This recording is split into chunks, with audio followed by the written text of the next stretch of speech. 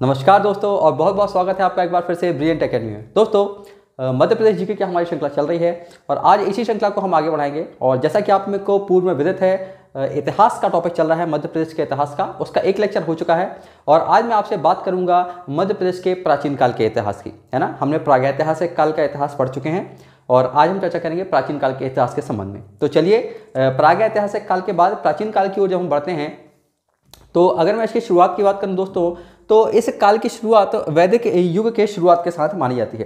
अगर आपने भारत के इतिहास का थोड़ा सा अध्ययन किया है तो वहाँ पे आप समझ पाएंगे कि एक वैदिक युग का आरंभ होता है, यानी कि यहाँ से आर्यों की बात चालू हो जाती है। यानी कि वैदिक युग में अगर आप मुख्य रूप से देखेंगे तो यहाँ पर आर्यों के संबंध में बातें होती हैं, ठीक है। तो यहाँ से क्या है, वैदिक युग से आर्यों का युग प्रारंभ हो जाता है ना।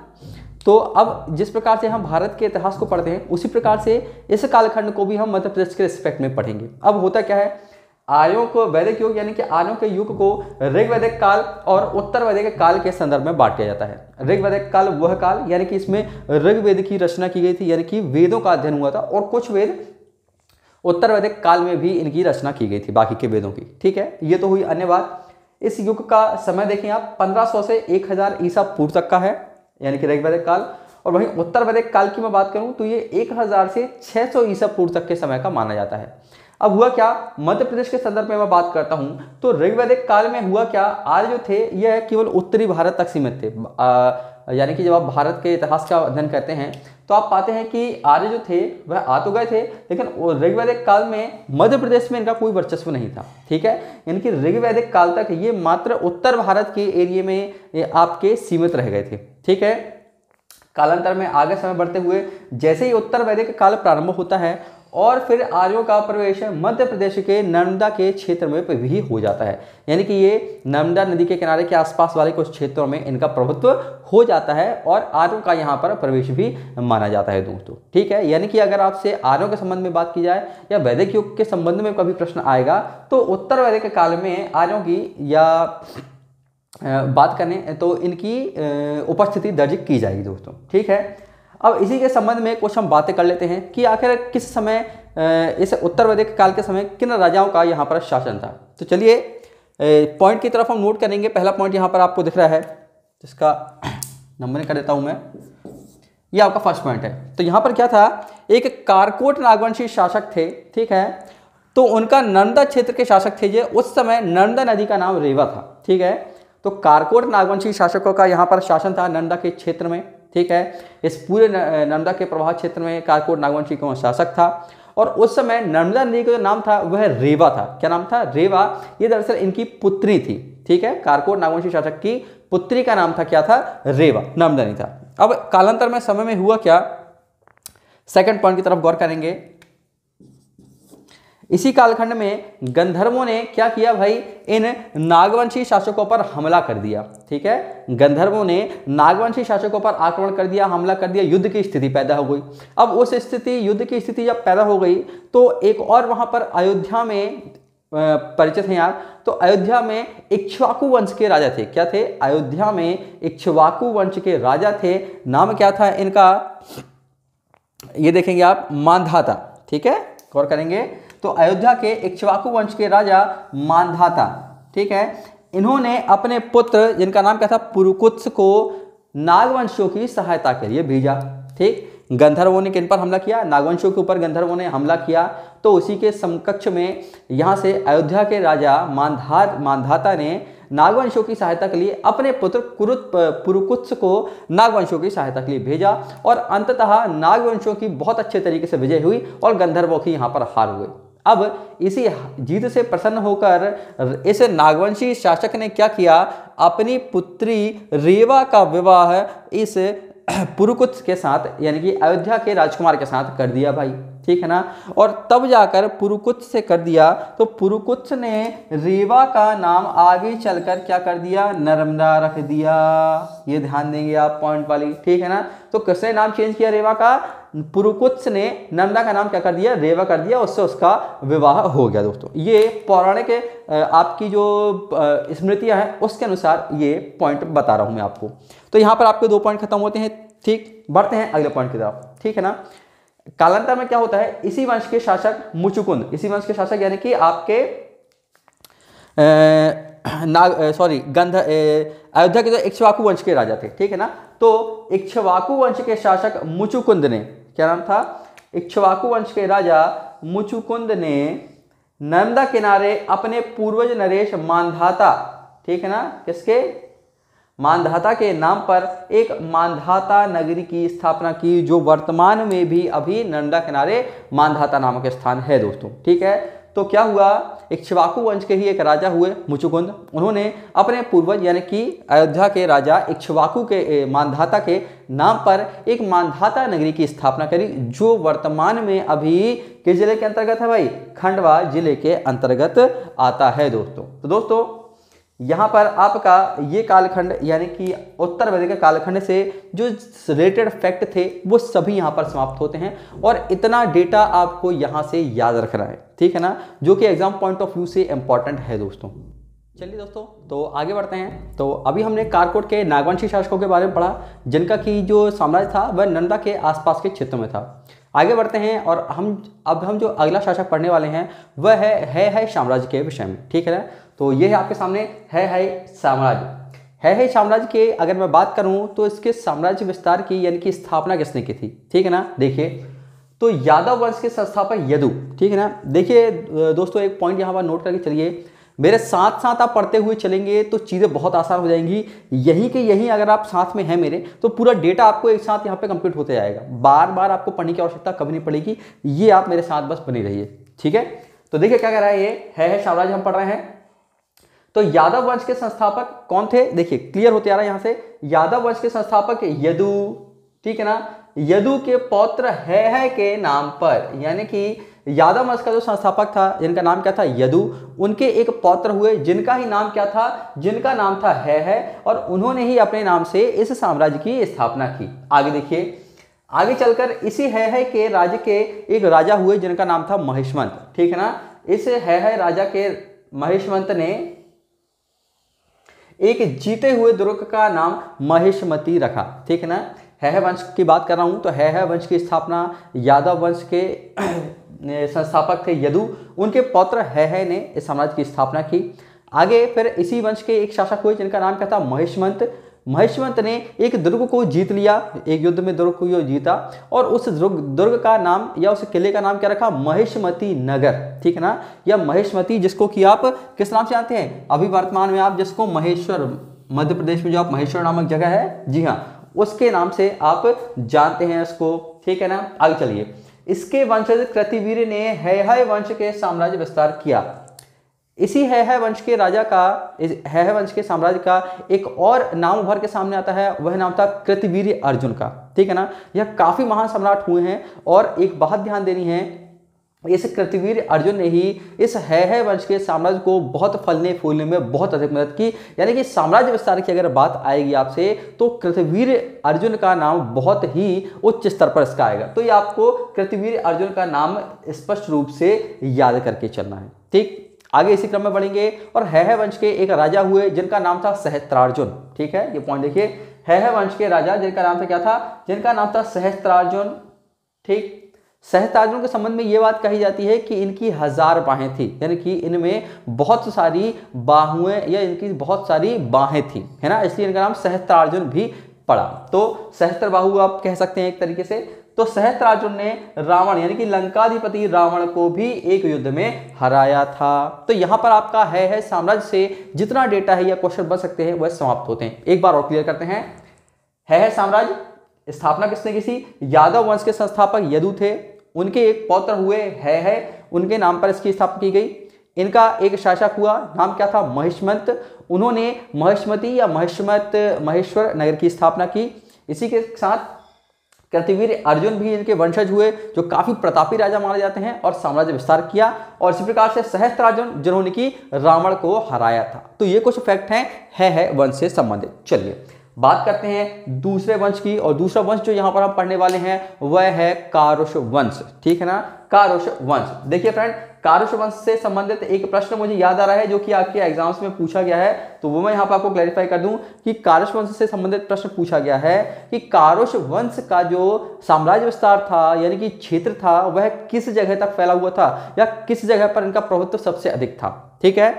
तो बार बार मैं बता रहा हूँ, इनका आपको साम्राज्य का जगह याद रखनी है कि किस जगह पर इनका साम्राज्य विस्तार बहुत अधिक था। तो बात करेंगे कारुष देश की। देखिए, अनुश्रुतियों के अनुसार मनुष्यों की परंपरा में अंतिम मनु वैवस्वत, ठीक है ना।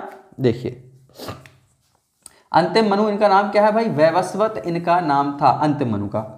अब अगर आप पुराणों की ओर चलेंगे, प्राचीन काल में, वैदिक काल में, तो वैदिक काल में हमारे पुराण थे। तो पुराणों में ये लिखा हुआ है कि हम सब लोग जो भारत वर्ष में संतानें हैं वह सब मनु और शत्रुपा, यानी भगवान के द्वारा ये दो मनुष्यों के जोड़े भेजे गए थे, उनकी ये सब संतानें हैं भाई, ठीक है ना। तो उसी की बात हो रही है कि मनु, जो मनु की पीढ़ी में जो अंतिम मनु थे, जिनका नाम क्या था? वैवस्वत, ठीक है ना। उन वैवस्वत जिनके की समय बाढ़ आई थी, उनके 10 पुत्र थे। कितने पुत्र थे अंतिम मनु के? 10 पुत्र थे। उन्हीं में से एक पुत्र का नाम क्या था? कारुष, ठीक है ना। अंतिम मनु जिनके की 10 पुत्र थे, उनके एक पुत्र का नाम था कारुष, और उसी पुत्र कारुष के नाम पर ही इस कारुष वंश की स्थापना हुई है दोस्तों। अब कारुष वंश के साथ फैक्ट क्या जुड़ा हुआ है कि इनका साम्राज्य विस्तार कहां पर था? इस कारुष वंश जो साम्राज्य विस्तार था वह बघेलखंड के क्षेत्र में माना जाता है, यानी कि वर्तमान मध्य प्रदेश की बात करें, यानी कि रीवा वाला जो आपका क्षेत्र है वही, या बघेलखंड का जो क्षेत्र है वही कारुष देश कहलाता था। ये देखिए, वर्तमान बघेलखंड कारुष देश पर इन्होंने शासन किया। तो यहाँ पर आपका कारुष वंश भी क्या होता है भाई? समाप्त होता है, ध्यान रखिए। चलिए बढ़ते हैं तीसरे नंबर के पॉइंट की तरफ, जो है आपका क्या दिया है? राजा अवंती के संबंध में। ठीक, राजा अवंती के संबंध में कुछ बात नोट करके चलते हैं। क्या लिखा है कि अर्जुन के पुत्र जयध्वज, अर्जुन के पुत्र थे जयध्वज, और जयध्वज के जो पौत्र हुए हैं, ठीक है ना, जयध्वज के पौत्र जो हुए हैं उनके नाम पर ही अवंती जो शासन, जो साम्राज्य है, इसका नाम अवंती या मालवा वाले क्षेत्र पर पड़ा हुआ है, ठीक है ना। देखिए क्या है, अर्जुन के पुत्र जयध्वज ने अवंती मालवा पर शासन किया। प्रश्न पूछा जाएगा, राजा अवंती ने किस जगह पर शासन किया है? तो किस जगह पर इनका शासन रहा है? मालवा के क्षेत्र में इनका शासन रहा है दोस्तों। आगे चलते हैं। अर्जुन के पुत्र जयध्वज ने अवंती मालवा पर शासन किया। अवंती नाम जो है वह जयध्वज के पौत्र के नाम पर पड़ा, ठीक है ना। अर्जुन के पुत्र कौन? जयध्वज, और जयध्वज के जो पौत्र हुए हैं इनका नाम था अवंती, और इसीलिए इस साम्राज्य का या इस वंश का नाम क्या है? अवंती पड़ गया, ठीक है ना। और कहां पर शासन किया है इन्होंने? इन्होंने मालवा के क्षेत्र पर शासन किया हुआ है। ध्यान रखिए, बार बार कह रहा हूं, प्रश्न सीधा पढ़ के पूछा जाता है कि किस जगह पर किस शासक का साम्राज्य विस्तार था। आगे चलिए। अवंती ने ही यादवों को विदिशा से भगाया था। ये इंपॉर्टेंट बात है जो नोट करके चलनी है हमको, ठीक है ना। प्रश्न पूछा जाएगा, यादवों को विदिशा से किसने पदार्पण करवाया, किसने भगाया था? तो भाई क्या नाम था इसका? राजा अवंती ने ही, ठीक है ना। ये देखिए, अवंती ने ही यादवों को विदिशा से भगा के खदेड़ दिया था भाई, ठीक है ना। तो बात खत्म होती है यहाँ पर राजा अवंती की भी दोस्तों। अब देखिए बात करते हैं चौथे नंबर के राजवंश की, जिसका नाम है क्या? चंद्रवंश, या जिसको कि हम एल साम्राज्य के नाम से भी जानते हैं भाई। चलिए बात करते हैं एल साम्राज्य के संबंध में क्या लिखा हुआ है, देखें जरा। बात करते हैं तो मनु वैवस्वत की पुत्री ईला, ठीक है ना। अभी हमने अंतिम मनु की बात की, यहाँ पर भी मनु की ही पुत्री के संबंध में बात हो रही है कि मनु वैवस्वत की पुत्री जिनका नाम क्या था? ईला का विवाह, ठीक है ना। इनकी पुत्री थी ईला, और उस ईला नामक पुत्री का विवाह सोम यानी कि चंद्रमा के साथ हुआ भाई, ठीक है ना। अंतिम मनु वैवस्वत की पुत्री ईला का विवाह सोम चंद्र के साथ हुआ था, और इनके साम्राज्य का नाम फिर क्या पड़ गया भाई? एल साम्राज्य पड़ गया। इन दोनों का विवाह हुआ तो उनके जो साम्राज्य का नाम था वह क्या पड़ गया? एल साम्राज्य पड़ गया। आगे चलिए। इनका विस्तार बुंदेलखंड तक था। यह बात हमको नोट करके चलनी है, ठीक है ना। जो पॉइंट नोट करना है वो यही है कि बात आएगी इनके साम्राज्य विस्तार की, तो इनके साम्राज्य का जो विस्तार है वह कहां तक था? बुंदेलखंड तक इनके साम्राज्य का विस्तार था। बुंदेलखंड आपको पता है छतरपुर वाले एरिया, वहां से सागर सिवनी वाला, ये सब पूरा एरिया आपका छतरपुर, ठीक है ना। तो बुंदेलखंड तक था। और आगे चलकर सोम, जिनको कि पुरुरवा के नाम से भी जाना जाता है, ये नोट करके चलिए। सोम, जिसको कि आप पुरुरवा के नाम से जानते हैं, इनके 2 पुत्र हुए, आयु और अमावसु। इनके आगे चलकर 2 संतानें या 2 पुत्र भी हुए। तो दोस्तों यहाँ पर आपका एल साम्राज्य भी समाप्त होता है, और इससे जुड़े हुए जितने भी फैक्ट हैं जो हम पढ़ रहे हैं ये सभी इंपॉर्टेंट है। प्लीज़ कृपया करके नोट करते चलें, और साथ में अगर आप मेरे बढ़ते चलेंगे तो चीज़ें नहीं होंगी, तुरंत आपको रिकॉल हो जाएंगी, ठीक है। चलिए चलिए तो बढ़ते हैं आगे इसी क्रम में, और बात करूंगा मैं आपसे महाकाव्य काल के संदर्भ में। दोस्तों बात स्पष्ट नाम से ही समझ में आ रही है, महाकाव्य काल। महाकाव्य काल यानी कि उस काल की मैं बात करूंगा आपसे जिस काल में महाकाव्यों की रचना की गई या महाकाव्यों का सृजन हुआ। अब अगर आप महाकाव्य की बात करते हैं तो महाकाव्य भारत में अगर आप देखें तो मुख्य रूप से दो हैं। ये देखिए, पहला है आपका रामायण महाकाव्य और दूसरा है आपका महाभारत महाकाव्य। ये दो ही महाकाव्य माने जाते हैं दोस्तों। अब हम इन्हीं दोनों कालखंडों के समय की चर्चा करेंगे, यानी कि रामायण काल की भी चर्चा और थोड़े से महाभारत काल की भी चर्चा करेंगे मध्य प्रदेश के संदर्भ में। बात करूं अगर मैं आपसे रामायण काल के संदर्भ में दोस्तों, तो माना यह जाता है कि रामायण काल के संदर्भ में इस काल में प्राचीन मध्य प्रदेश के अंतर्गत दंडकारण्य एवं महाकांतार के बहुत घने वन थे। अगर आपने मध्य प्रदेश की ज्योग्राफी या अगर आपने अपने भारत की ज्योग्राफी का अध्ययन किया है, वहां आप देखेंगे दंडकारण्य का बहुत बड़ा एरिया जो था वह बहुत घने वन थे वहां पे, ठीक है ना। तो वही दंडकारण्य के वन की बात हो रही है। तो क्या होता है कि दंडकारण्य एवं महाकांतार के काफी घने वन थे प्राचीन मध्य प्रदेश में, पुराने मध्य प्रदेश की बात हो रही है, ठीक है ना। एवं प्रभु श्री राम जब वनवास के लिए गए तो उन्होंने अपना अधिक समय इन्हीं दंडकारण्य के वनों में अपना निर्वासन किया था दोस्तों। आगे चलकर अगला पॉइंट की मैं बात करूं, इसी विंध्य प्रदेश एवं सतपुड़ा के वनों में ही निषाद जाति, भीलों की निषाद जनजाति यहीं पर रहती थी, जिनकी मित्रता प्रभु श्री राम से हो गई थी, जो उनके काफी घनिष्ठ मित्र बन गए थे। और आगे चलकर अयोध्या में उनको एक पद भी प्राप्त हुआ था, और रावण से जब युद्ध हुआ था तब भी इस निषाद जाति ने इनकी प्रभु श्री राम की सहायता भी की थी, ठीक है। तो ये कहाँ थी? दंडकारण्य में ही थी।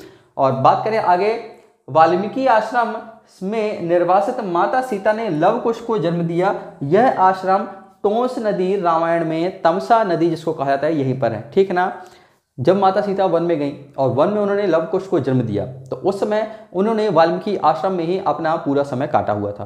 तो वह जो वाल्मीकि आश्रम का जो स्थान माना जाता है वह माना जाता है कहाँ? इसी क्षेत्र में, इसी तमसा नदी के तट पर माना जाता है। और तमसा नदी जैसा कि आप नदियों में पढ़ा हुआ है आपने, टोंस नदी जिसको कि आप कहते हैं, और ये अमरकंटक से ही निकल रही है, यानी कि यह उसी घने वन की बात या उसी क्षेत्र की बात हो रही है। और दंडकारण्य के संबंध में अब मैं बात करूं दोस्तों, तो वर्तमान में जो दंडकारण्य का वन है वह छत्तीसगढ़ राज्य में मुख्य पार्ट इसका, यानी कि बहुत सारे एरिया इसका दंडकारण्य का चला गया है दोस्तों। चलिए, तो ये तो बात हुई यहाँ पर हमारी रामायण काल से संबंधित, और जितना फैक्ट था वो मैंने आपको यहाँ पर बता दिया। निषाद जाति हुई यहाँ पे, वाल्मीकि आश्रम हुआ यहाँ पर, और आपके महाकांतार और दंडकारण्य के वन, ये सब रामायण काल में विदित है दोस्तों। चलिए बात करते हैं महाभारत के काल की। यहाँ से कुछ फैक्ट हैं, देखिए क्या है। बुंदेलखंड एवं बघेलखंड के राज्यों ने पांडवों का साथ दिया था, यानी कि महाभारत का जो युद्ध हुआ था कौरवों पांडवों के बीच में, तो उस समय बुंदेलखंड, ये जो हमारा वाला हिस्सा कहलाता है मध्य प्रदेश के बुंदेलखंड का एरिया, और बघेलखंड, ठीक है ना, रीवा वाला क्षेत्र। तो बुंदेलखंड एवं बघेलखंड के राज्यों ने किसका साथ दिया था? पांडवों का साथ दिया था। ये फैक्ट यहां से याद करने वाला है। अगर पूछेंगे किसने साथ दिया था तो आप बता सकते हैं, ठीक है ना। उसी के साथ अवंती, यानी कि अभी बताया था आपने, मालवा वाला एरिया आपका, महेशमती यानी कि महेश्वर वाला एरिया, विदर्भ, ठीक है ना, जो गुजरात और थोड़ा सा आपका यहाँ पे चला जाता है महाराष्ट्र में। उसी के बाद निषाद, राजा भोज वाले एरिया, किने किसका साथ दिया था? ये कौरवों का साथ दिया था, ठीक है। अवंती, महेशमती, विदर्भ, निषाद और भोज ने किसका साथ दिया था? कौरवों का साथ दिया था। आगे महाभारत काल के अगर मैं प्रमुख नगरों की बात करूं, अगर नगर आपसे पूछ लेते हैं तो वो देखिए कौन कौन से हैं। उज्जैनी एक प्रमुख नगर था, महेशमती भी प्रमुख नगर था, उसी प्रकार विराटपुरी जिसको कि आप वर्तमान में सोहागपुर के नाम से जानते हैं, यह 3 यहाँ के प्रमुख नगर थे, और आपको ये 3 नगर पढ़ के चलने हैं दोस्तों। तो दोस्तों यहाँ पर हमारा महाकाव्य काल भी समाप्त होता है, और इससे जुड़े हुए जितने भी फैक्ट हैं वह भी यहाँ पर समाप्त होते हैं।